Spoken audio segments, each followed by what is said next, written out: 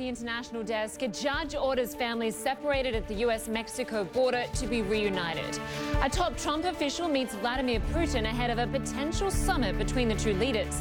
Plus, Argentina are in, Iceland are out, and Germany's World Cup hopes rest on today's match.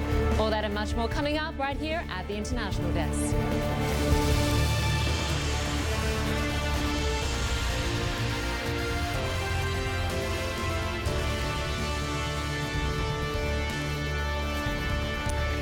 Welcome, I'm Lynda Kinkade. This hour, we are expecting to see protesters gather in Washington demanding protections for families separated at the US border with Mexico.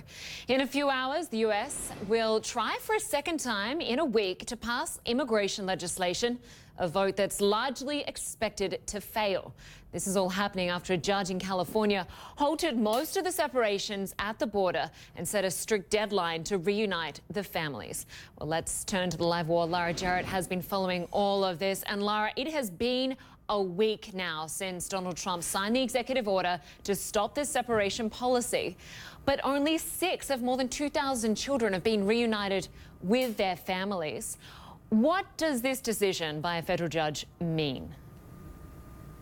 Well, Lynda, what this does is really speed up the timetable by which the Trump administration has to act, really forces their hand. They have been saying for days now that they were trying to come up with a plan for implementation of that executive order to keep families together. But this federal judge in California has essentially said now, you have to act right away. And so he's outlined a series of steps, including the reunification for families, where if the child is under 5 years old, they have to be reunified with their parents within 14 days.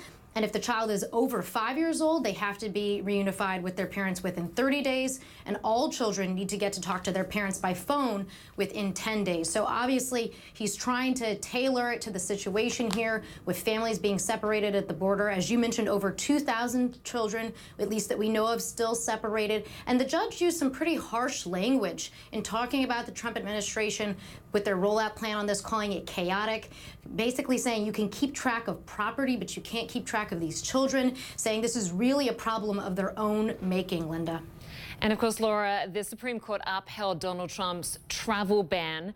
This was a decision voted along party lines. And despite the fact that we've heard many times from Donald Trump that he wants a Muslim ban and he thinks that Islam hates us, none of those statements were taken into account when this decision was made. That's right. It's a pretty significant and broad decision, not just for the Trump administration, but for the presidency in the United States going forward. What the Supreme Court held yesterday was essentially, as long as an executive order is neutral on its face, so it doesn't mention religion explicitly, and it has some legitimate national security interest there, he's allowed to do it. No matter all of the statements that were made on the campaign trail, he's allowed to do it under U.S. law, Lynda. All right, Laura Jarrett, good to have you with us. Thanks so much.